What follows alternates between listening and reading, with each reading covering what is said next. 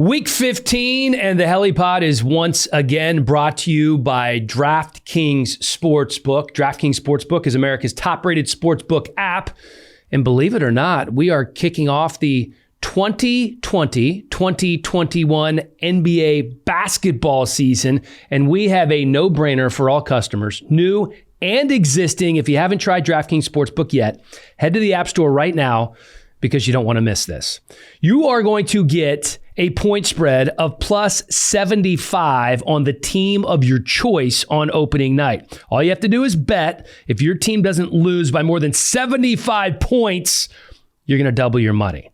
DraftKings is safe, reliable, and secure. They make it easy for you to deposit and withdraw your money at your convenience. I've had a couple of friends ask me about this.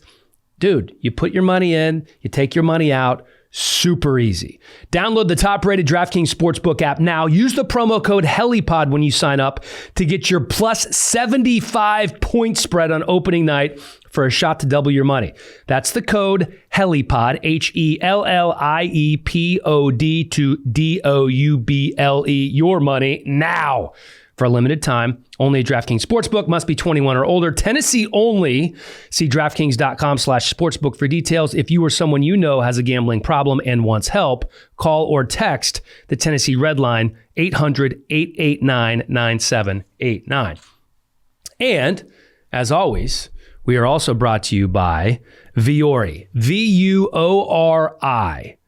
If you haven't tried this stuff, if you haven't listened to this pod before, you need to do it now, especially with Christmas approaching. Look at this. Look at this vest I'm wearing right now. Look at this hoodie I'm wearing right now. Look at MJD. Look at here. I think I have the same hoodie. You got see that liner? I love that. Sorry. Don't mean to touch your head like that. You didn't touch my head. You touched the hoodie. Touch the hoodie. It's awesome. It's the finest athleisure apparel out there on the market. It's great for your gal. When am I going to get the vest? Do we have to have everything the same? I mean, if you, or at least let me get it and you don't have it. All right, that's fine. Vuori, we're going to have to work on a vest for MJD. I mean, it's constant, man. He is a gear hound. You're going to love this stuff. VUORI clothing.com/HelliePod for 20% off today. I have to tell you, a couple of my friends up north say they love Vuori and that they're going to use the code, and it's awesome. I've been getting a lot of messages on Instagram about it. Love it. Yeah, it's great. As have I. Who sent me a message? It was somebody we used to work with at Tiffany Blackman. Oh, yes. Yes. She sent me a message on Instagram. She goes, I see this stuff everywhere. When are you going to give me some gear? And then she goes, oh, my bad. I thought it was DMing MJD. Yeah, she wasn't. She knows not to talk to me like that after she pushed me up that hill. But if I was wearing my Vuori, she wouldn't have been close. But she almost made me pull my hamstring. So I've been trying for that, actually. I think Tiff's getting some Vuori right now as we speak. And you should too. VUORI clothing.com/HelliePod. This is the Hellie Pod with MJD, presented by Vuori. Let's go.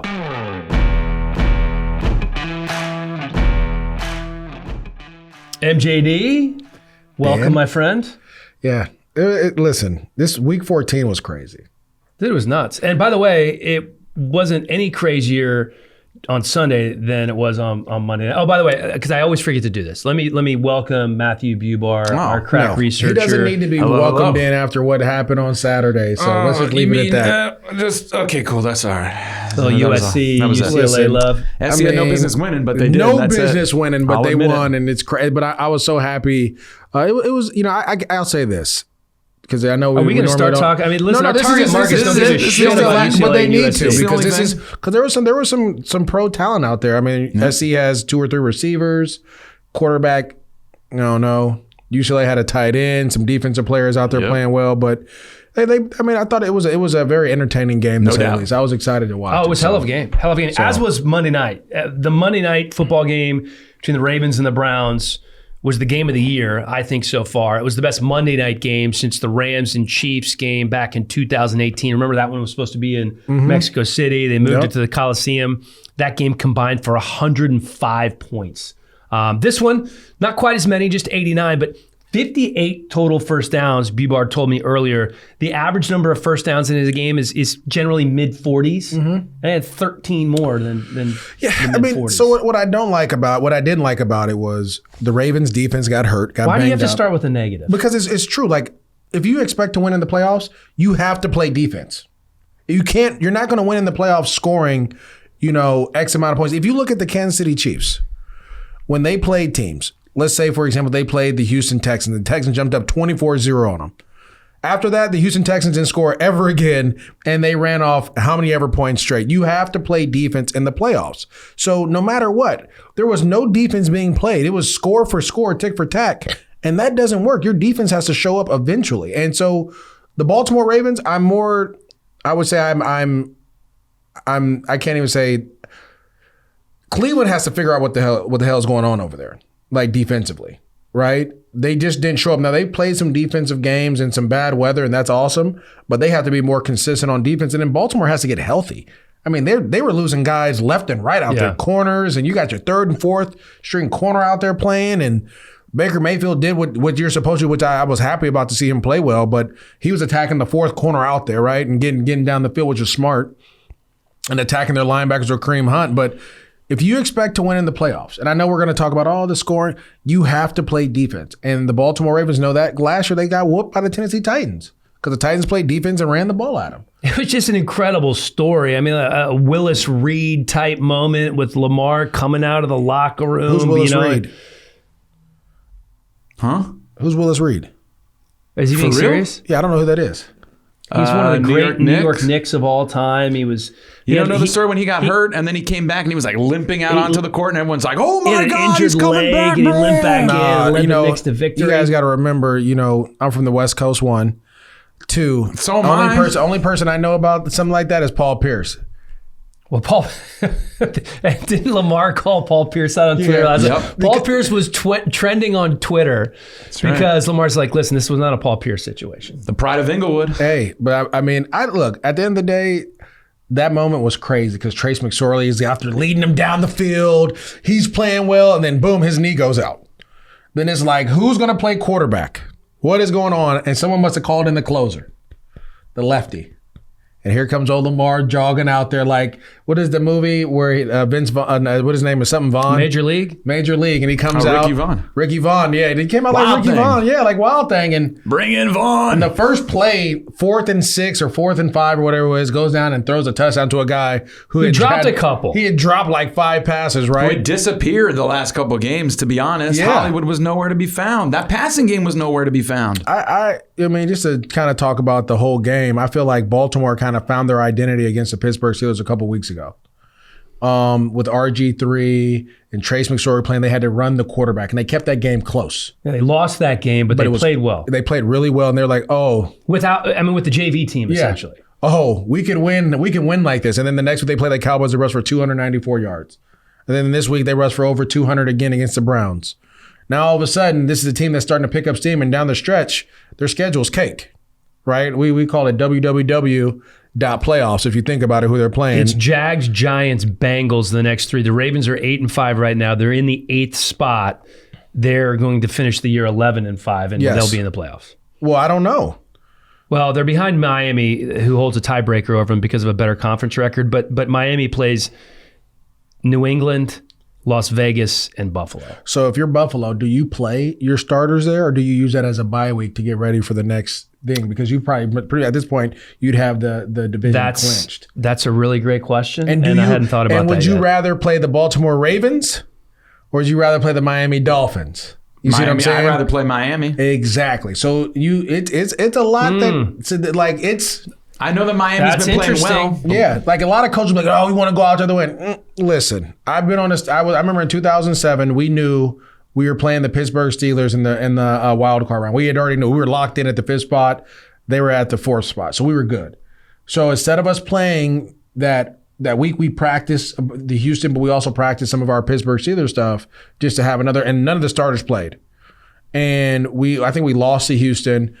But we had an extra week to prepare for Pittsburgh. We went up there and won. And so if you're the Buffalo Bills, you get an opportunity to say, do we want to play the Baltimore Ravens and Lamar Jackson? You get to pick your poison. You get to pick your poison in that situation. So, I'm not saying that they will, they won't, but I do believe the Baltimore Ravens, if they get in the tourney because they are all of a sudden they found who they are, they're scary. Dude, I think the Browns are scary too. I was impressed by the Browns last night. Yep. You're kind of shitting on them. I'm not. Listen, I keep waiting for Baker to fall back down to earth. Baker's playing well. Yeah, he might be picking on the fourth corner. That's smart football. I'm not saying he wasn't. Yeah. They're running the ball well. I felt like I learned as much about the Browns last night as I did the Ravens. I think both teams will be scary getting in. The thing is this, and this is why I think the Ravens may get in, because the Browns are going to be 11-5. They're gonna win. They're gonna win the next two games. I think they play the Giants and then they play the. I'm pulling it up right now. Yeah, I think they're playing the Giants and someone else, but then they have to play Pittsburgh. They go at the Giants on Sunday night. Yep. Then they go at the Jets. Yep. And then they're home against the Steelers week 17. So, by the way, Giants it's not a gimme. It's not a gimme, but with Daniel Jones back there, it definitely is. God, we'll talk about that later. But I'm just saying, reoccurring theme. I'm just saying, Good one, it's great when he plays. All of a sudden, they just maybe Colt McCoy is a guy. I don't know, but. That's where it gets tricky when you look at all the playoff stuff. Like if Pittsburgh beats them, then all of a sudden Baltimore is going to get in because Baltimore has a tiebreaker over them, head to head. Right? They swept them, so it's a lot, man. But that game, you could tell that Baltimore was in playoff contention, that they were playing like it was the playoffs offensively, and then you could tell that Cleveland is a much better team than they were week one. Yes, 100%. A much better team. I mean, and that. Sorry, no, go ahead. I was just saying, Baltimore was playing for their life last night because they win. They're one game back. If they lost, they'd be 3 games back with 3 to play. It'd be toast. So I mean, they were literally playing for their lives. So I mean, like I said, give them credit. They showed up when they needed to show up. But with Cleveland too, they weren't playing with Denzel Ward. That's their best corner. Right. But Myles Garrett kept going in and out of the game. But let's be honest. Full strength to full strength. The Browns are. No, you're not going to tell me the Browns are better than the Ravens. And I'm going to tell you why. No matter what Denzel Ward was doing, they threw the ball for 80 yards. It wasn't like it was Patrick Mahomes back there. Lamar Jackson was running the rock. He rushed for over 100 yards in that game. That's what they are. Yeah, Gus Edwards plays well. J.K. Dobbins played well. Mark Andrews showed up big when you needed to. But you're not going to put Denzel Ward on Mark Andrews. Right? No, that's true. Unless you're a Belichick coach team, that's the only way you would do that. And he's done that. Yeah, he's done that plenty. Yeah, but right, but Denzel Ward is not Aqib Talib or he's not Darrelle Revis, a bigger corner, Agreed. right? So you're not going to do that. But even at the end of the day, I believe both teams kind of, if not, I don't know if the Browns will make the playoffs this year, but I know next year they'll be much better. I think you'll get Odell Beckham, but they're starting to realize like you could be in this offense with Odell Beckham, because imagine if they had him. Right? Oh. Who you're putting, you got other dudes, like they have weapons out there they can go. But at the end of the day, this was a great AFC North matchup that had playoff implications to it. And the Baltimore Ravens did exactly what we thought they should have been doing from week one. Yeah, the Browns right now are in the 5 spot. And at this juncture, like I said, I was impressed by them. I would be surprised if they didn't make the playoffs. Let's move on to the second best team in football. Because who's the best? Well, Kansas City. We know right. that. Kansas City is the best. There's no question Patrick, about that. Patrick, my homeboy out there, played his worst game and still won. I know. That's what's so crazy, man. 3 picks. About it.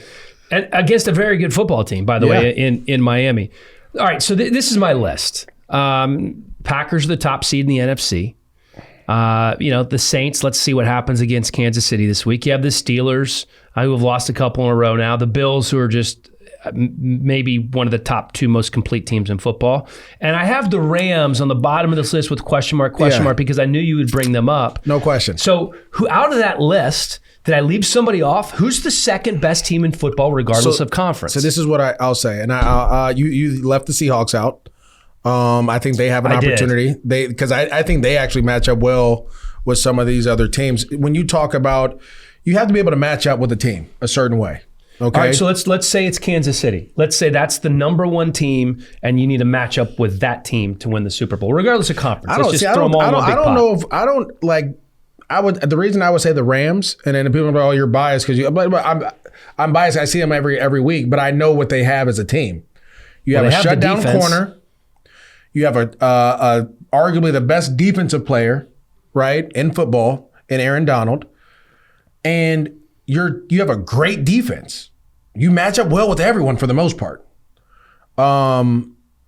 And actually, they're going to get healthier down the stretch. Like, you're going to get Taylor Rapp back. You'll get some other guys back. So they'll be healthier. Offensively, the only thing that would scare me offensively, and again, against them, is if they run into the Pittsburgh Steelers. That they play a different brand of football. Well, they used to play a different brand of football. Are you talking about the Rams right now or Kansas I'm talking City? about the Rams. Okay. What like teams that match up with them. Okay. I think the thing with Kansas City plays right into their hand because they like to throw the ball. That fits right into what Leonard Floyd, Aaron Donald, them rushing the quarterback. That fits into what they want to do. The reason I said the Pittsburgh Steelers is because last year they ran the ball down. Any team that faces the Rams, if you go out there and you run at them like the Niners do. Yeah, Pittsburgh can't run the ball right now, though. Nope. Well, that's why I said. So I don't even have Pittsburgh in there because their defense is shredded too with injuries. Saints, I just think they match up well. I think Jalen Ramsey matches up well with them. He matches up with Mike Thomas. Aaron Donald again pressured. They've seen him. The Packers, I think that the Packers again, like you put Jalen Ramsey on Devontae Adams, all of a sudden, like he may not be nullified, but he's not going crazy, right? And then who else are you throwing the ball to in that situation? What else are you doing? Marcedes Lewis, our guest, who's going to be coming up on the Hellie pod in a moment. We'll talk about that because they have been throwing my dog the ball, but not as much as they need to. But it's true, right? So you go back to it, like that's why I feel like the Rams are the second best team because they match up well with everyone down the stretch. And here's my thing about the Rams, though. How do you beat Kansas City? You have to beat Kansas City. You have to have a good defense. You have to be able to run the ball. And you have to take shots and hit those shots. That's what the Raiders have done. The Rams, I think, can do that. So to your point, I have some concerns about Goff. No question. I'm stuttering because I have concerns about Goff hitting those big shot plays when he needs to. As you should. He has not played well this season. He's played well at times, moments in games, but not consistently as you should. But all of a sudden you have a running game now. That's the key. That's the craziest part about it. All of a sudden they can run the ball on whoever they want to. You run the ball on the New England Patriots, who have been one of the top, I don't want to say they're one of the top rush team, but they're one of the more physical teams out there. You just run right down their throat, right? Yep. And that's the key too. I mean, the Patriots showed us 2 years ago how to beat the Chiefs.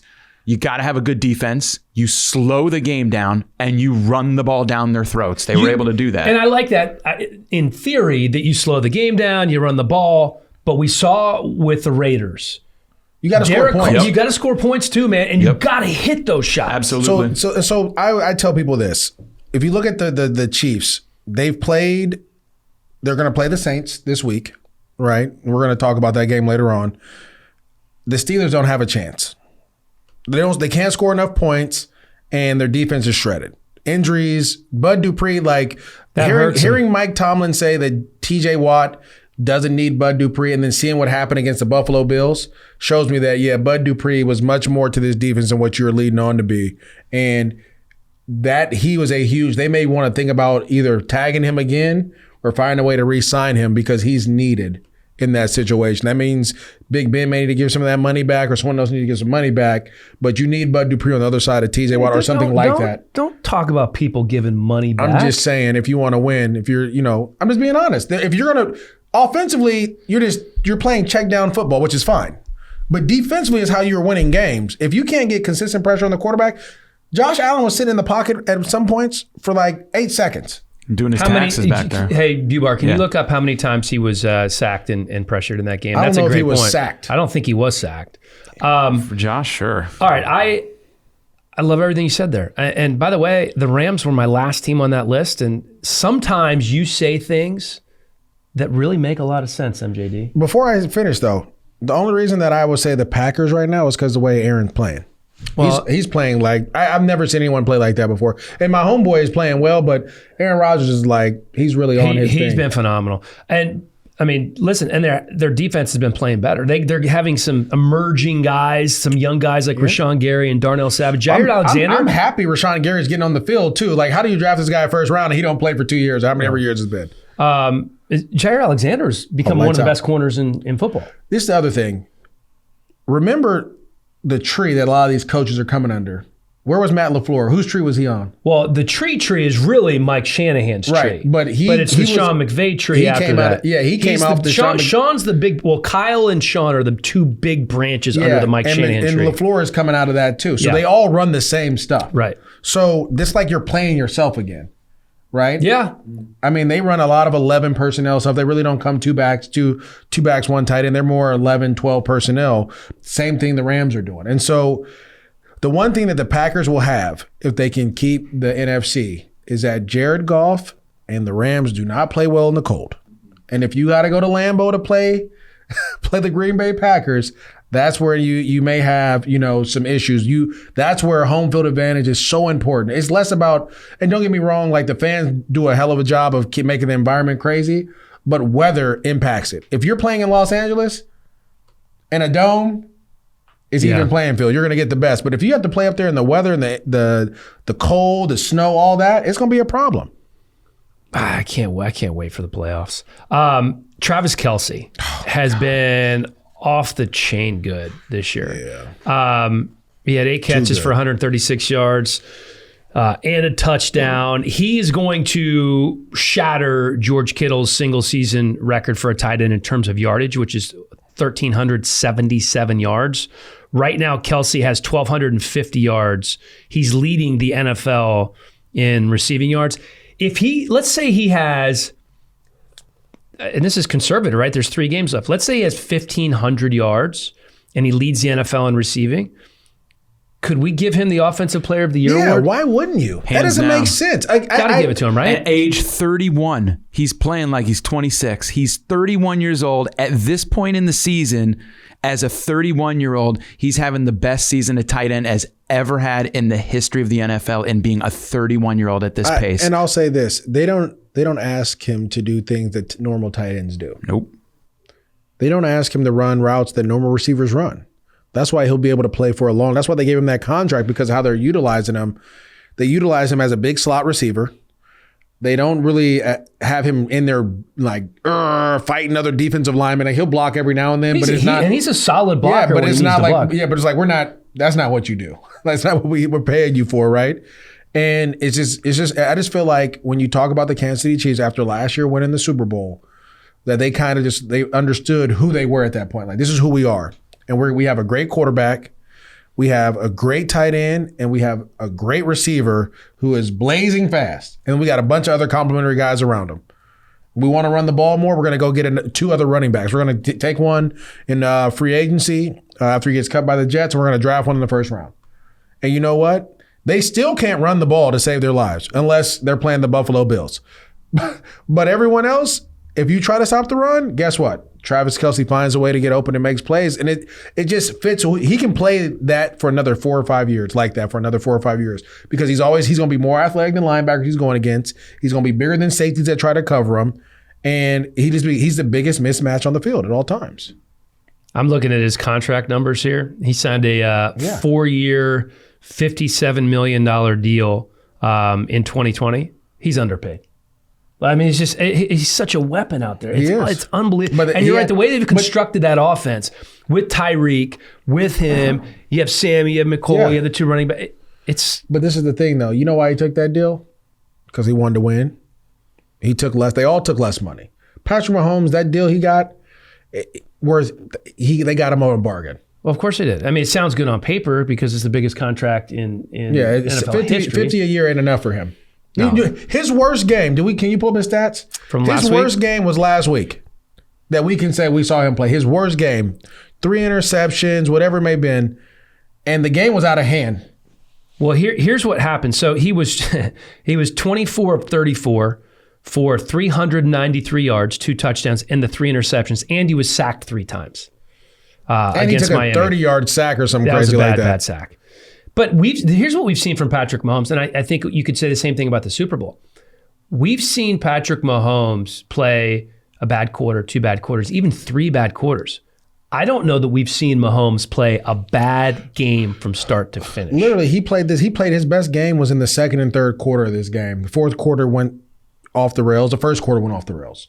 But that's what I'm saying. They score so quick. And I tell people this all the time, like, oh, you're supposed to be a Jags fan. Like, I always root for the Jags. I always root for the Raiders. And I'm always going to root for the Rams. But my excitement and what I want to watch, the team I want to watch the most is going to be the Kansas City Chiefs because they do things that you can't see. And plus, my homeboys are OC. And then my homeboys are, Patrick, that's my homeboy. Can we get Bieniemy on the podcast at one point? I'll send a text out and see if we can get him on here. Right. But I love what they do and how they strike, and that they're not afraid to take shots and they're not afraid to be aggressive all the time. This is what's crazy about Kansas City. Their leading rusher in that Dolphins game was Clyde Edwards-Helaire.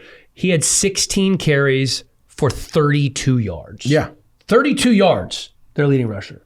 Well, no, it was him and Tyreek Hill. Tyreek had 1 carry for 32. But that's, you see what I'm saying? Right, Like, that's what's crazy. Like, it's crazy. Yeah. Okay. So, yes, Travis Kelce can win Offensive Player of the Year. No, he should. And maybe should win Offensive Player of the Year. We have a few minutes before Marcedes joins us. I want to ask you about 2 quarterbacks that are really interesting to me, and I think everybody that's listening. Jalen Hurts gets his first start against the Saints and Taysom Hill. Those 2 guys are fascinating. Why did it work with Jalen? Well, 2 reasons. I think one, that he doesn't have, 3 reasons. One, he doesn't have the pressure of winning a Super Bowl like Carson Wentz put on himself. I believe that is the one thing that has driven Carson Wentz crazy and wrong when playing quarterback. He tries to make the big play all the time. And it's because Nick Foles won the Super Bowl. He goes on the podium like, I'm going to win one next year. I can't wait to do it. He should have never said that, because you could tell that it was eating at him that he wasn't the quarterback, the Super Bowl MVP.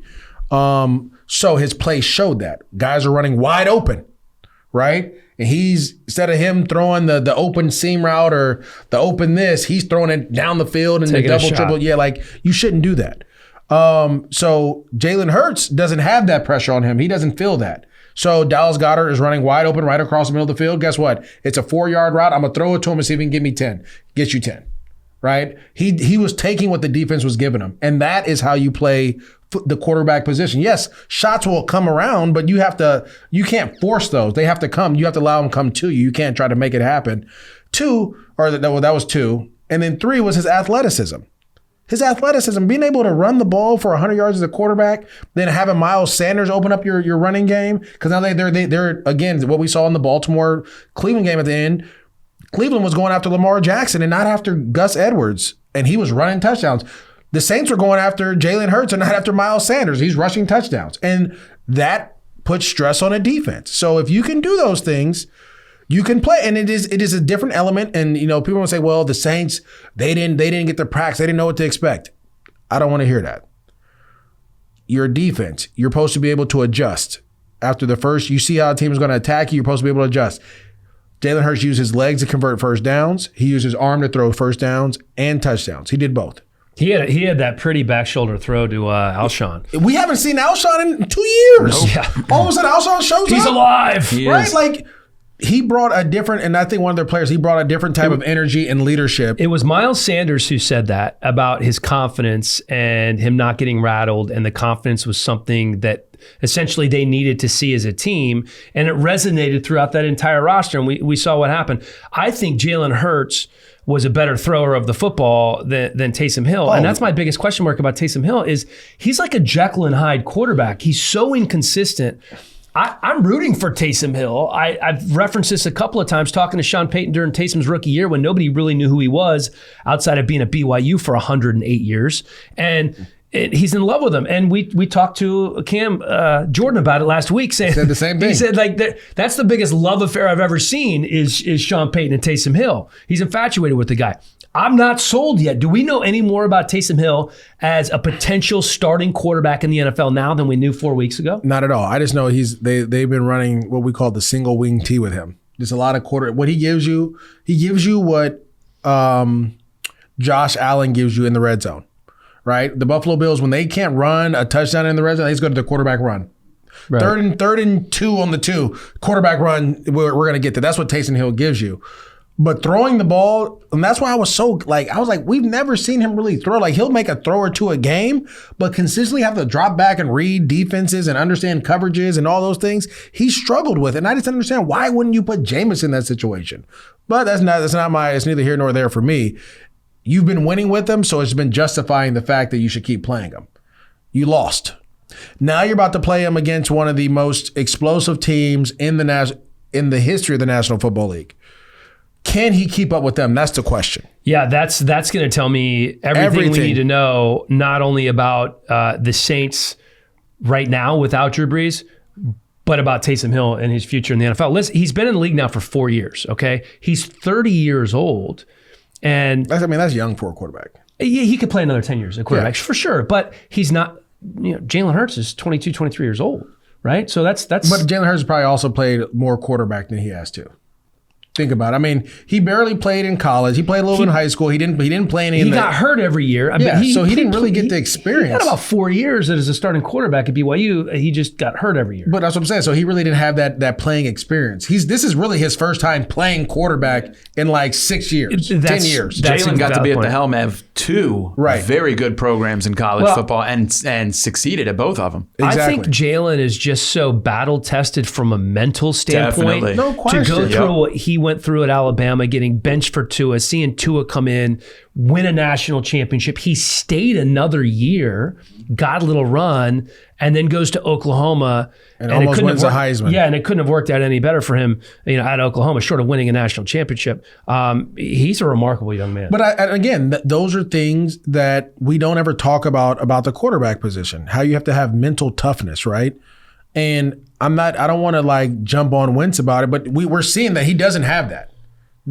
That Super Bowl win for the Eagles and that statue that he has to walk by. Remember I told you about that statue? The Nick Foles statue, in the parking lot. That messes with him all the time. And I get it. Like, trust me, I know. I let me go because I couldn't. I'd be like, y'all got to get me up out of here because I can't do this. Right? Like, I did all that work and you going to put a statue up of Nick Foles.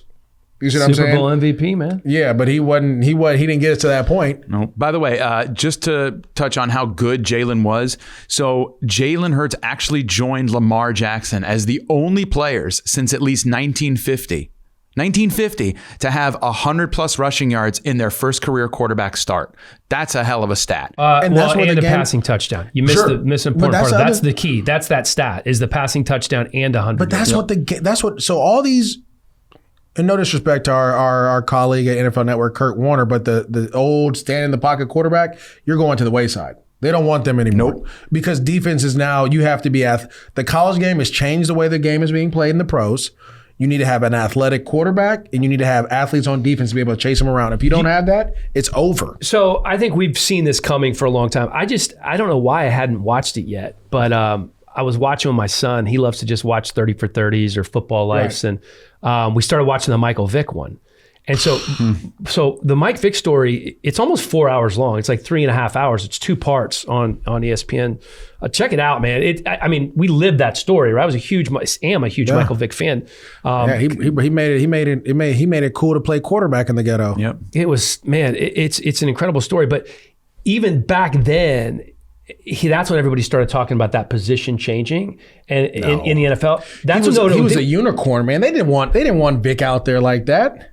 No, but after he made the impression that he did on the NFL his first 2 years, that's when people started saying, "Oh, okay, we could see more quarterbacks like this." It didn't happen right away. No, it didn't. And then I remember 2 or 3 years ago on NFL Network, we did a segment with Mike Robb. I can't remember if you were in it or not, but Michael Robinson said, "I envision a time when every team is going to have 2 quarterbacks, almost a platoon-like system, because they're all going to be like throwers and runners, and you're going to need 2 guys who can do the same thing." Now, I don't know if that's going to happen, but I do think we are to a point now where you're going to see every single quarterback who had their skill set, movement is in their skill set. They might not all be runners per se. Well, I'll say this, and this is where I really don't like the NFL, right?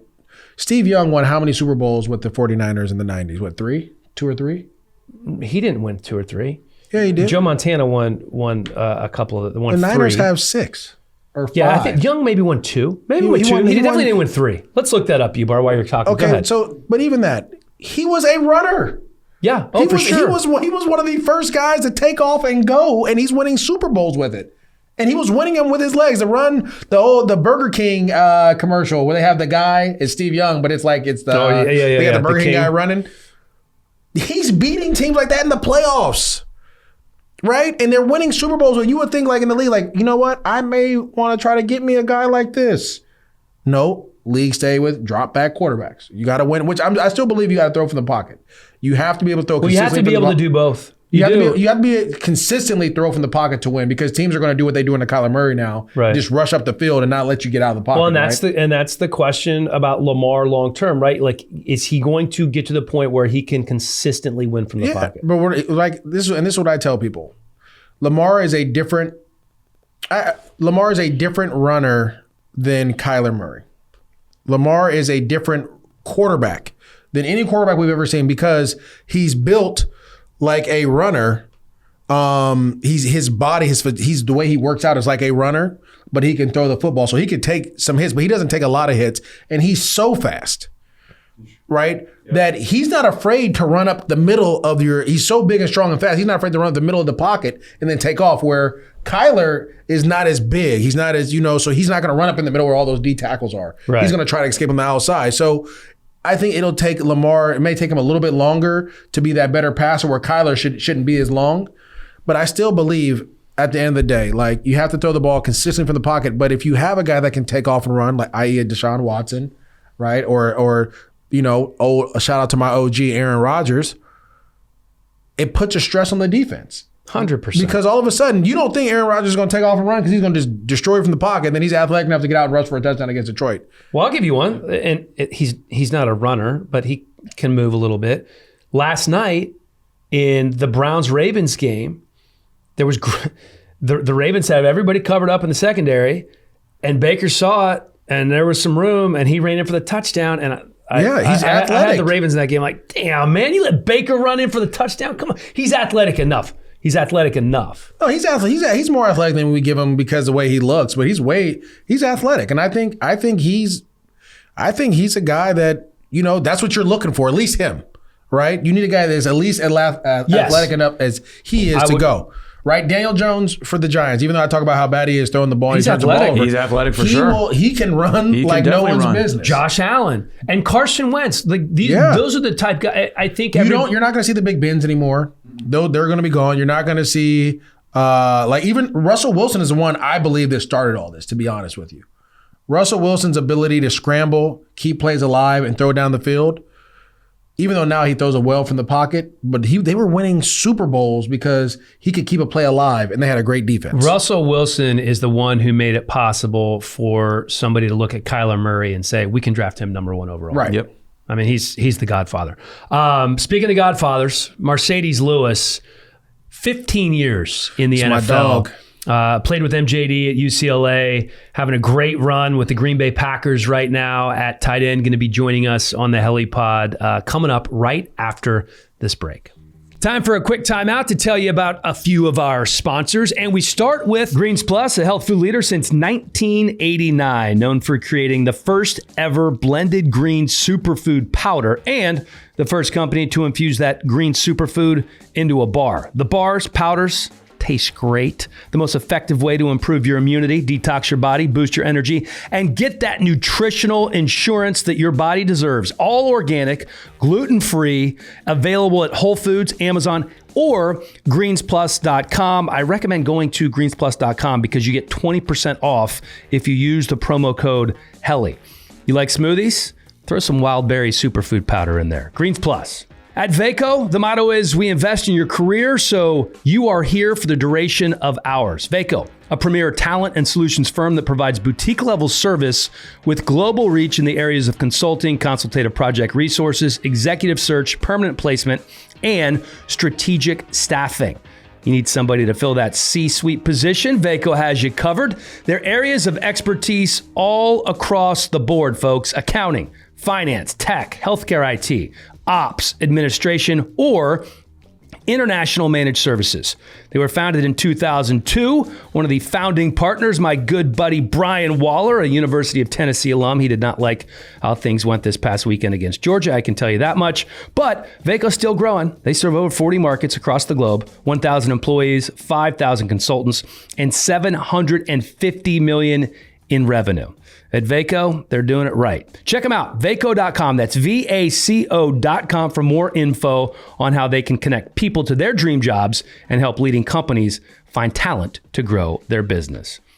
I'm not sure how long it's been. I think probably 3 months or so, but I tried this new product called True Niagen, and I think you should too. there is a trend, MJD, in the scientific community that surrounds the health of our cells. It affects all of us, from former athletes like you to the weekend warriors like myself. We have something in our cells called NAD, which supports our energy and our body's ability to repair itself all the way down to the cellular level. Well, it turns out that NAD declines as we age. It also declines when we overexercise or we don't sleep enough, and even when we're exposed to a virus. There is only one NAD booster that is backed by Nobel Prize-winning scientists, 10 published human studies, and regulatory approvals for safety, and that is True Niagen. Visit TrueNiagen.com to learn more. That's TruNiagen. I haven't been sick in 3 months since I've taken this stuff. It's good. As promised, he is the tight end for the Green Bay Packers. He did go to college and play and was drafted in the same year as one Maurice Jones-Drew with the Jacksonville Jaguars. 15 years in the league. A Pro Bowler, Marcedes Lewis. Man, my brother. Yeah. Yeah, pull your mic in, man. Is this your first time on the podcast? Nah, I'm excited. Man, I'm not worried about you. I'm worried about my guy here. Marcedes, talk about this season a little bit. I mean, it seems like obviously you guys are now the number one team in the NFC, but you guys have been playing lights out the last month of the season. What has that been like, kind of just getting back and getting things going in 2020 with all that's going on? I think first and foremost is the buy-in. It's the buy-in with the team to understand that, like, yo, you know, every day that we're out here practicing, every game that we're out here playing, we're not just playing to win games and get victory. We're playing to stay safe and make sure everybody's family is safe. So I think we've been doing a good job as far as that's concerned with the COVID situation and making sure that everybody's available. So it starts there. We got really good leadership, you know, between A-Rod, Devontae, me, Bach. You know, we hold it down, and we got young guys that follow the leadership. So it makes our job easier. It makes the coach's job easier. And just enjoying the process, bro. It's one of the things that they talk about with you all the time in terms of Aaron and Matt LaFleur, and what they appreciate you for in that building is not just what you bring on the field, but it's what you bring on the locker room in terms of leadership. You do all the dirty work. How long did it take you to kind of establish yourself in that locker room? Or did that happen right away when you got there 3 years ago? Honestly, I mean, I the best thing that I could be is me, right? And, you know, and Maurice could tell you as well, when we were at UCLA, it was the same thing. I like to lead by example, lead from the front with my play. You know, I like to say that, you know, obviously there are a lot of alphas in this league, but I don't consider myself an alpha because I'm 6'6" and 270 pounds. It's how I treat people around the building. It's how I go about my work and show gratitude. And so, you know, as long as I'm doing that every day, you know, I'll always be in a situation like I am. Well, it seems like every time you score a touchdown, everyone's excited. It's been like that since we've been in college, but what is it like now? I mean, Devontae's running up, screaming in your face, linemen are jumping around. Like, what is that like, man? It seems like they really, truly love you there. Yeah, man. It's hard to kind of put into words, but, you know, the work that we put in throughout the week, the example that I try to set, you know, with my work.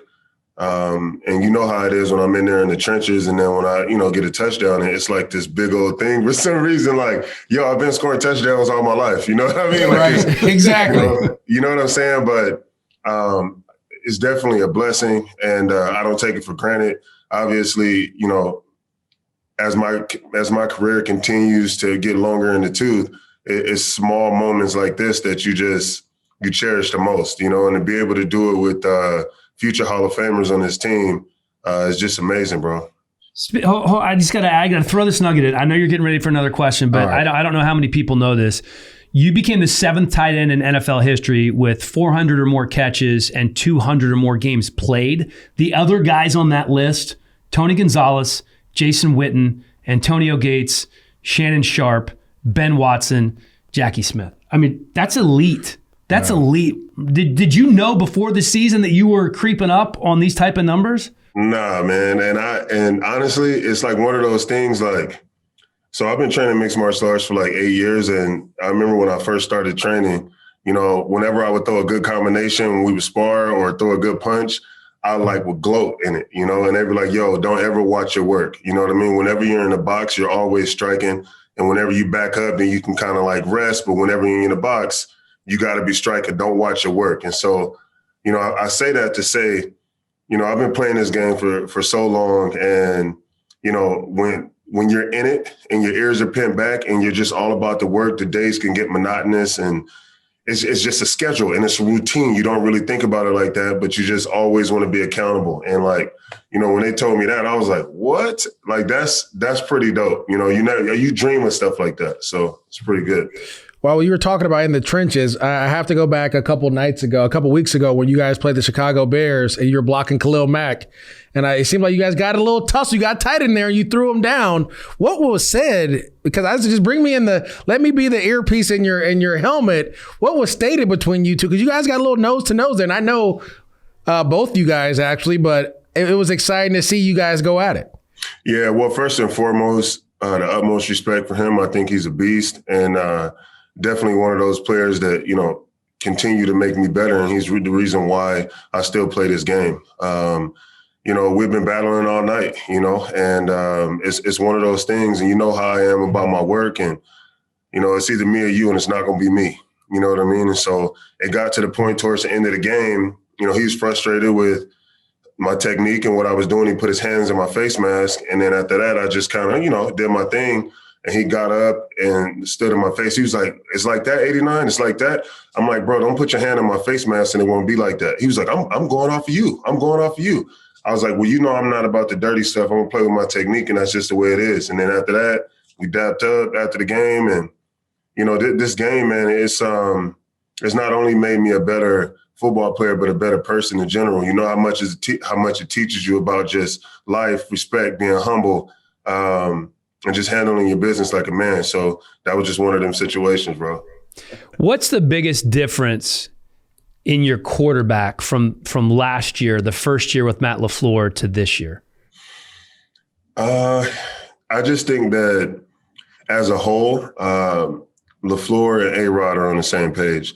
You know, obviously with a new offense coming in, you know, A-Rod is setting his ways. You're talking about an MVP, Super Bowl winner. He's going to want his own philosophies and, you know, what he thinks should happen throughout the course of a game. And so is Matt. And so I think last year was working out the kinks.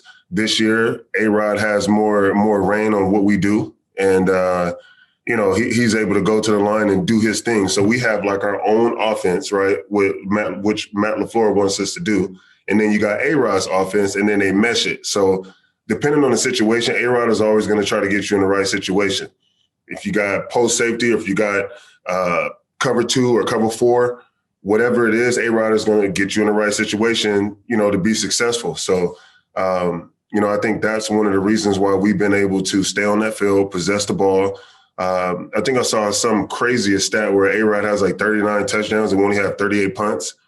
There's something to be said for that. You know what I mean? That's not normal.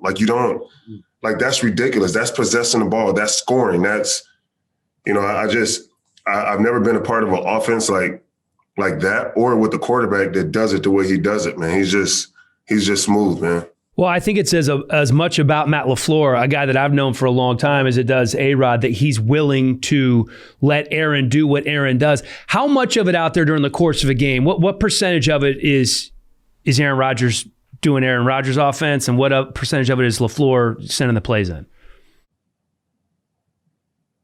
I think it's about 55% A-Rod. Okay. You know what I mean? Yeah. Obviously, we're going to go out there with a game plan that, you know, Matt LaFleur and Nate Hackett puts together. And then A-Rod kind of makes it his own towards the end of the week. And then on Sunday, we just flow, you know. And, you know, it'd be times where Matt would be like, A-Rod, what you think? What you want to do here? You know what I mean? Like third down situations, second and long situations, A-Rod is doing his thing, you know. And Willin and Dylan out there. And it's fun to see, and it's, you know, an honor to be a part of. With the tight end position going more to a receiver, right? Travis Kelce having he has 1,200 He's 1,250 yards right now. You see all these guys, right? But we don't see the dominant tight ends blocking like you have been doing? How have you taken that responsibility of keeping that position like that, and then kind of talking with the younger guys about, obviously, Robert Tonyan and the other guys that are out there blocking? How do you kind of show them the way as well?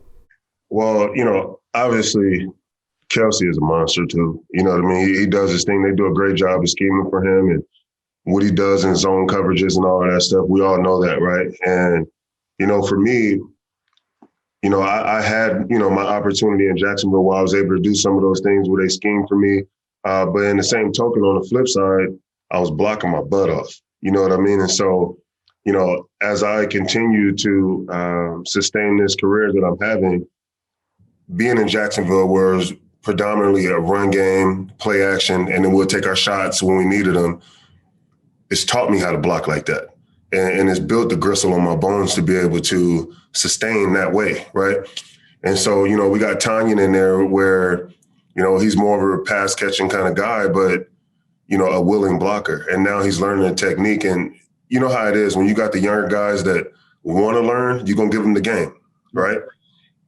If you see that they're not really with it, then you're probably not going to, invest that kind of time into that person. He's one of those guys that, he wants all the game, right? And so he keeps me young. I give him some of the old game, you know what I mean? And I think that's given us an opportunity to be one of the best tight end rooms in the league. Speaking of that tight end room, it was early in the season, and we had always said Robert Tonyan. And then all of a sudden, there was a tweet or something that comes out from Packers VR or from PR that says it's Tonyan like Funyan. Now, I've seen this before, Marcedes, where Patrick Surtain became Patrick Surtain when he was a corner in Miami. Did you know that Tonyan was Tunyon and you're in the room with them every day? Yeah. I mean, that's my guy. We're super close. So we have conversation about it. And, he dealt with it for a little bit, but now he's coming into his own. So he's like, hey, man, y'all going to have to get my last name right. I'm not having this. So he definitely put everybody on notice, and now it's not a thing no more. All right. Listen, what happened this weekend with us, man? What happened, bro? The game was UCLA won. Stuff here? Watch your mouth. Yeah. The game was won, man. What's going on? I don't know. You up there all the time. What do we got to do? I don't know, bro. I don't know. I will say this. When we were there, they were cheating, so it don't matter. But when we were there, just the mental aptitude, just to be tough. And I think when you go up on a team like that, this ranked rivalry game, you got to hold that, man. And I just think they're young. They're very young. And, looking for some leadership. And that's what it's going to take the next step. Can I get some young stories from MJD running around Westwood? Relax, Marcedes Lewis, just relax, doing. I mean, I need something good. I need some good stories here. This is a podcast, Marcedes. Remember, you host your own podcast, right? No, I don't have one. What? Why on your Twitter handle does it say that you do a podcast? So there was a show Uninterrupted called The Thread. Yeah, and it was a TV show that we did. And it was about 4 or 5 episodes that we filmed in March. Okay. And put that out. And it's living in a space now and just trying to figure out what we're going to do with it next. But yeah. Okay. All right. It was more of like a production though. I got you. Yeah. I got you.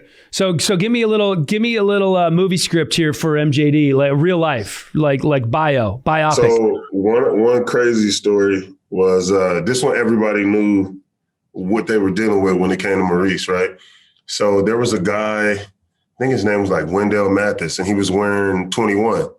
And then when Maurice got to UCLA, obviously he was a freshman. I think Wendell was like a junior. I think he was a junior, yeah. Junior? Yeah. Bruh. And Maurice went up to him like, hey, bro, you're going to have to come out that number.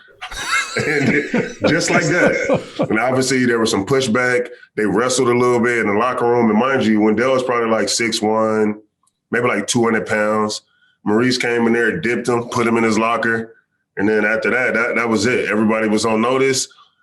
Mojo ended up getting that 21 jersey, and we was off to the races from there, bro. Man.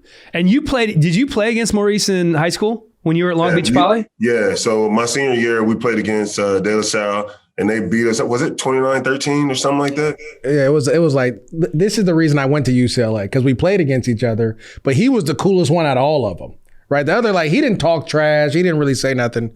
Everyone else was chirping. And so when I went to UCLA, I was like, man, how do you like it here? He goes, I love it. I was like, all right, I'm coming. Because that was it. Yeah, that was our relationship. Like, it was just, man. And from that point on, we hung out a lot in college, and we got drafted together, and he's still playing. There's no, as far as like a relationship on and off the field that I've had, with a player. Obviously, at that young, we're still young men growing into men. He was the closest to me, and the way we handled our business on and off the field. Whenever we went into a game on Saturday in college, I knew that we had a chance because of him and I. I knew that we had a chance to win. The type of competitors that we are, like, it was at one point, it was like, okay, we're running the ball. Maurice is going to get the ball. When that ball's in the air, it's probably going to me, right? And, Coach Cable, he was probably one of the best coaches for us at that time. Bieniemy was his coach. John Embry was my coach. He's coaching Kittle now. I mean, we ran a pro-style offense, got coached like pros. Only him and I got coached like pros. My tight end coach used to say, any drop ball you have, you're leaving $250,000 on the table. Any miss block, you're leaving $150,000 on the table. You're not comparing yourself to nobody in college right now. He was like, just act like you're a free agent about to go get paid in the league. And that's how I want you to act. And I'm telling you, if you were there watching me and Maurice practice every single day, explosive, whipping the defense. I'm talking about they wanted to fight us every play. Like, it was, we didn't take no crap, man. And that's the mentality that, I flourished under and I grew up under. And so now it's like, it is what it is. You know what I mean? Like, I'll tell you a story. We were in Jacksonville. I think it was the year right before the year you had your big year. And we would get in the red zone and we would throw it to these small receivers. And it used to piss me off so much. And so I no one knows this, but I went up to the OC's office. I was like, look, if you throw another pass to anyone but Marcedes in the red zone, we're going to fight. I'm like, because it makes no sense. Mm-hmm. And literally, remember, that was a year we started running. Me and him would be on the same side, and he did put everyone else on the other side. Me and him be on the same side, and you pick your point. You throw it to me on the short route, or you throw it to him on the deep route. And that next year you caught 10 touchdowns, like. But it was just like they made it so hard. I'm like, dude, like. I don't know why you still not using the red zone. I'm gonna have to talk to Matt LaFleur when I see him and show him some old tape. But when we were in college, it was either run or throw it to Marcedes. And we were putting up 50 points a game. It was exactly like that, but just easy, man. And the 2-man game that we ran in Jacksonville, that was awesome, man. Like, it was, you couldn't win. You couldn't win. Well, listen, I'm happy that you're still playing. I wish my body had the grizzle and all that. I just couldn't do it no more. A little bit too rough for your boy. Running back is a little different, bro. But hey, I know everyone here in LA is happy. My man Dan is loving the way you're playing, and congratulations on being the number one. I know you guys won and y'all not done. I saw the shirts, won and not done. Yeah, man. Hey, tell them to send me one too, because I'm a Packers fan too. I ain't gonna lie. I'm fan of everybody right now, but keep it going, man, because I'm happy to see you. And tell AR, we beat Cal this year, so he could take that to the bank too with him. 100%, bro. Hey, Marcedes, we appreciate the time, buddy. I love the stories. We're gonna have We're going to have an unrated version of this podcast at some point. We're going to have to bring you back on when you're back in LA. Maybe in between the MMA sessions. Where are you at? You at Glazer's Gym? Where are you training?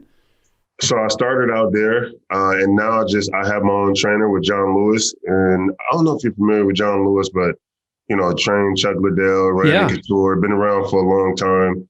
Novo Unyao, Brazilian. He's the real deal. So. Yeah, I'd love to see MJD get out there and roll around with you. No striking, just roll around a little bit. Listen, I don't do that anymore. I stopped tussling with grown men a long time ago. Mm-hmm. I love it. Hey, Marcedes, good luck this weekend, man. You guys got the Panthers, and just keep it rolling into the playoffs. Like I said, man, we're both rooting for you guys. Appreciate it, man. Thanks, y'all. Dude, I could listen to Marcedes Lewis tell UCLA stories and MJD stories forever, and I have a feeling that's just the tip of the iceberg. Just the tip. Yeah, just the tip. Okay, Let's go games here, buddy. Yeah, why not? Speaking of tips, we're giving everybody tips on who's going to win this weekend. Before we do that, let's talk about what happened last week, though. Oh, I'd love to. I don't even know. How did we do, B-Bar? You know, it was very respectable. It was a very respectable week. Dan, first of all, coming into the week, Dan had a 1-game lead, right? Real respectable. Dan comes in, shows up, 5-2. Oh, Struts, that's more than respectable. Very, right? We gave him a bonus game. 5-2. Respectable when you face somebody that went undefeated. MJD went 7-0 on his picks. Really? So coming into the week, Dan had a 1-game lead. That has switched. MJD now has the 1-game lead. Dan's record on the year is 52-33. As MJD always says, very respectable. Very respectable. If he was a coach, that'd be respectable, no doubt. MJD is now 53-32. He has now secured the 1-game lead. All right, I got enough of that shit. Let's get to the games. You know that 32 is on stay there, right? We want to go undefeated the rest of the way. We're not going undefeated 2 weeks in a row. Okay. All right, let's do these games. New England at Miami. Hey, listen, Miami played well, I thought, for the most part against Kansas City. They sacked Mahomes 3 times. They forced 4 turnovers in the game. And they gave up a season-high 27. That's a season high for that Miami defense, giving up 27? That's 33. impressive. They gave up 33. 33. Yeah, that season high. This is a good football team. I know Belichick's record against rookie quarterbacks, it's 21-5. And this is a different rookie quarterback, though. I feel like Tua's really... He's progressed nicely in the last 4 or 5 games. I mean, just in the last 4 quarters, I feel like he's played that game. He was struggling a little bit. Then all of a sudden, he started making some throws where you're like, okay, now losing Gesicki is going to be tough. I don't know how long he's out. I know he has a shoulder injury, but he was kind of becoming his security blanket too. I felt like you need that. You need that kind of guy. So who are you taking? I'm going Miami, 24-17. Yeah, so I believe this. I think the Miami defense is very similar to the Rams defense. I don't even think the Patriots get 17, to be honest. Their offense is horrible. They stink offensively right now. Yeah, it's not good. So, I agree. I picked Miami winning this one as well. I just don't have a score for it. I don't think he'll score 17 points. All right, remember the Patriots beat Miami week 1, 21-11, and they had 217 rushing yards in that game. But the last 3 games, Miami giving up just 73 yards per game on the ground. I feel like Miami's starting to find who they are. Yeah, I totally agree. I can't wait to see this team next year. It's kind of like Washington. Like, I'm more excited about Miami next year and Washington next year than I am this year. Mm-hmm. Okay, so we're both going Miami there. Chicago at Minnesota. They're both 6 and 7. They're the 8th and 9th seeds in the NFC. The Vikings actually had a chance to go up 10-0 on the Bucs. Then Dan Bailey misses his first of 3 field goals. He also missed an extra point. Kicking issues, nothing new to Vikings fans over the last few years. On the flip side, Chicago snaps a 6-game losing streak by beating up on a depleted Texans squad. Speaking of a depleted squad, the Bears a little banged up in the secondary. So I am concerned about that. But then you look at the Vikings, they beat one team with a winning record this year. Mm-hmm. I think it's going to be big in the trenches.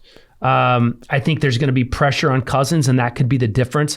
I'm picking the upset here. I told you I was going to go with Minnesota. I can't do it. I'm going with the Bears. Yeah, I mean, I feel like we're going to have the same picks this all the way through? Man. Yeah. Does that frustrate you? It does, because at this point, I don't even want to be the contrarian. I just want to just pick who I want to pick. Yeah, go ahead. I think finally, like, even though the Chicago Bears didn't run the ball the way they should have after that big run from David Montgomery, I still feel like Mitchell Trubisky gives them the best chance to win right now. He's playing well. He's not turning the ball over. His running ability helps out a ton.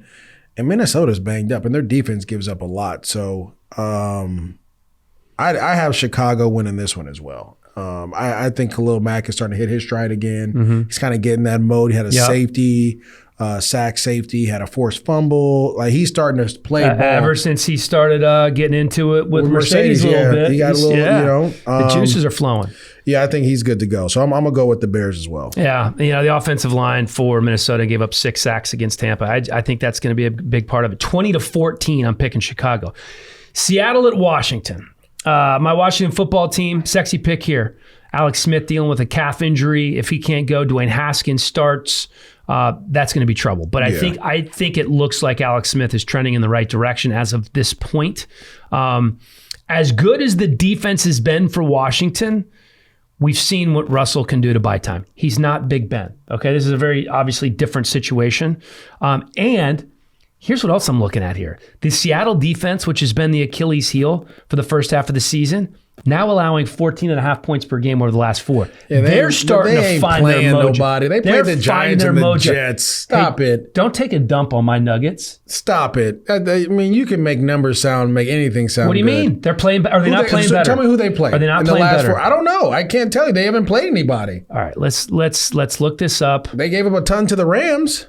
Let's look this up. The schedule hasn't been great. Okay, so don't give me that. It's the National Football League, Maurice. not this year. Anytime you give up 14.5 points per game, it's kind of like the pack is to the Power 5 right now. They played the Jets. Okay, take that one off. They're terrible. They played the Giants, who are a better football team. They played the Eagles and they played the Cardinals over their last 4. Okay, the Cardinals finally played well against the Giants. They haven't played well in the last couple weeks. Before that Giants win, the only win they had was the Hail Murray against the Buffalo Bills. Otherwise, they'd have been over before that one. Right. Okay, the Eagles, that was with Carson Wentz, and they struggled to beat a Eagles team that was turning the ball over at a high rate. Carson Wentz wasn't playing well. We already talked about your Giants. That was Colt McCoy at quarterback. Right. And then they played the Jets. Like, they haven't really played anyone. And to be honest, if Alex Smith, you know what? That's the one I'm going to switch. If Alex Smith plays in this game, make sure you write this down because it's a tour. It's a twofer. If he plays, I'll take the Washington football team. Can't do that. If he doesn't, I'll take the Seattle Can't Seahawks. Do that. What do you mean? No. That's a big difference. I'm not gonna put my picks on Dwayne Haskins. If Haskins plays, then yes. But I believe in your defense, and I believe Alex Smith doesn't turn the ball over and he gets the ball out quick. And a defense that has to blitz your safety, and this is the other thing. And no disrespect, I think Jamal Adams. Jamal Adams is a tremendous player, but I think he was a little into himself talking about that record this week. Well, they broke the record, and this is kind of how I equate it. A DB breaking a DB sack record is like which should be a defensive lineman kind of thing. It's like me being happy that I had the most passing yards as a running back of all the RBs. Not receiving yards, but passing yards. The most passing yards. That makes no sense. Like, you're paid to cover. Like, I get it. And you've struggled covering, but you're blitzing. You're a tremendous blitzer. And that's how they utilize you. That's awesome. But eventually you're going to have to cover somebody too. Otherwise, they're going to have to move you to linebacker and just blitz you off the edge the rest of the time. Listening to him talk about the defensive back sack record, it's almost like he thought he had just set the NFL rushing record. Or right, the NFL sack record, right? It was weird. And by the way, that record, just for our fans, when he actually sacked his former teammate Sam Darnold in the second quarter, that put him up to 8.5 sacks on the season. So he just took over the record that was set by former Cardinal safety Adrian Wilson. Had 8 sacks in 2005 for the most sacks in a season by a DB since the NFL began tracking indivial sacks in 82. Yeah, and Adrian Wilson was a big linebacker playing safety. Yes. Yeah, I don't know. That's just to me like a who cares type of record. I couldn't believe how into it he was in his post-game presser. If Alex Smith plays, I'll take the football team. If he doesn't, you put me for the Seahawks. What would you say right now? If you had to take it right now without knowing, I'm gonna take Alex. I'm assuming Alex Smith's gonna play, and I'm gonna take the football team. The picks can't accept based on I need a team. I told you the football team. Okay, give me the football team. Give me the football team. Don't try to hedge your bet, dude. That wasn't hedging. That was being honest. No, you're hedging a bet. If Haskins plays, let's be honest. If Haskins plays, I have a better chance of moving the ball down the field playing quarterback right now. Not only am I picking Seattle in this one, I'm picking Seattle to win big. I think 34-20 is going to be the final. They're going to score 34 on your defense? I think so. Wow. I think it's a really good defense, but they're going to have a hiccup. Okay. Philadelphia, 4-8-1 at Arizona. Yeah. Arizona improves to 7-6 after their win. They're the 7th seed, the final playoff spot. Here's the key for them. Kyler Murray ran the ball 13 times. It's a different offense when he runs the ball. The Eagles. He's a running back. A different team. Highest paid running back in the league right now. With Hurts. Well, he's a hell of a good quarterback, dude. He has a nice arm too. The Eagles are a different team with Hurts at the helm, as was shown in that win over the Saints. Here's what I think is going to happen. There's some game tape. I know it's only one game, but there's game tape now on Hurts at the NFL level. And the Eagles secondary is an intensive care unit right now. I think Kyler torches them. So this is my thing. The one person you didn't talk about, which is so disrespectful, is Hassan Reddick. Oh, 5 sacks. That's what you forget about. Yeah, no, yeah, 5 sacks. They find amazing. a way to get to the quarterback. And we're not talking about the Eagles having the best offensive line in the game right now. And this is the other thing. When you practice against a mobile quarterback, you know how to defend a mobile quarterback. And that's why I think the Cardinals are going to win. On top of that, the reason, let me go back real quick why I'm picking the football team. That flight from Seattle to D.C. is tough late in the year. That flight from Philly to Arizona is tough late in the year. And it takes a toll on these players. As much as people don't want to believe it, it takes a toll. And I always like to go with the home team in that situation. Okay. I feel you. Where did we have our score? 31-24. I have Arizona. You're picking Arizona as well. Kansas City at New Orleans. This was my Super Bowl pick. Yeah, this is a Super Bowl preview for a lot of people. I hit on this earlier. The Raiders are the only team that's beaten Kansas City this year, and they did it by taking shots. You got to beat them at their own game. I don't think the Saints are built to do that with Taysom Hill, so they're going to have to beat them a different way, and I don't think they can do that. In order to beat the Kansas City Chiefs, you have to score 40 points. I don't care how you do it, but it has to be a 4 and a 0 on that scoreboard. Patrick Mahomes has played his worst 2 games this season, probably of his career, have been against the Las Vegas Raiders at home, and he threw an interception. They were going 3 and outs. It was just bad ball, and they scored 32. Right. And then he threw 3 INTs and was sacked 3 times against the Miami Dolphins. And guess what? How many points they scored? 33. So in order to beat them, you have to score 40 points to beat them. I don't care how bad they play. I don't care what's going on. They can score and strike quickly. And especially if you're playing in the dome, Taysom Hill better be ready he better be a running back out there. So they better just go to single wing T and try to keep Mahomes and him off the field. But I don't know if they can score 40. That's the problem. So you're going Kansas City. Oh, yeah. I mean, I told you, I'm picking Kansas City. I literally picked Kansas City every week. All right, so maybe we shouldn't pick them anymore because I'm picking Kansas City too. 33-24, the final there. Cleveland and the Giants. I'm a Browns believer. I even with that loss, I felt like I learned a lot about them. The Giants' run D is good, but it won't be good enough to contain Chubb and Hunt. And the Giants offensively, just not good enough right now to overcome the turnovers by Daniel Jones. In 13 games this year, they've only scored over 23 points twice. Why are you cutting me off? Oh, you want the single on you? Oh, here we go. He's going to talk about Daniel Jones. Finish what you were saying. I'm done. I'm saying no, say it again so the people can see my face when you say it. In 13 games this year, the Giants have only scored over 23 points twice. Okay. And what was the thing about the offense and Daniel Jones? They couldn't overcome what? Turnovers. His? Yes. Okay. What? I said that months ago.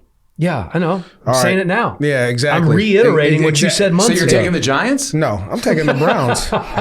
But I'm just telling you, I said this months ago that he wasn't that good. But Dan was like, how can you say that? He turns the ball over. He has too many turnovers. I'm not saying he's not. Turnover machine. We've established that. I think he can get better. Now, can you? Yeah. Sometimes it's in you. Sometimes in your DNA. Maybe. It's like, there's some things in people's DNA that they just can't do. Like you can be raised by different people. You can be all these different things. But there's something in you that forces you to do certain things. I think it's just in his DNA. You think there's turnover DNA? Yeah. All right, so we're both picking the Browns here. I'm going 27-14 in that one. So we are through the picks. I am trailing MJD by 1 game, a crucial game. I picked against my childhood team, Washington. You picked Washington. I picked the football team. You tried to put a little asterisk there with the Alex Smith one, and Vuori did not allow it. That's why you don't have to. I believe this. I believe Alex Smith will play. I believe that defense will be lights out. If you can go to Arizona and beat the Niners and score twice on defense, I think you can do the same thing with Russell Wilson. We've seen him, be shut down by defense as well. Good luck to you, my friend. Week 15 has arrived. I hope it's as good as Week 14. Yes. In terms of the games, not the picks, because I need to be better on the picks. All right, we'll see you next week.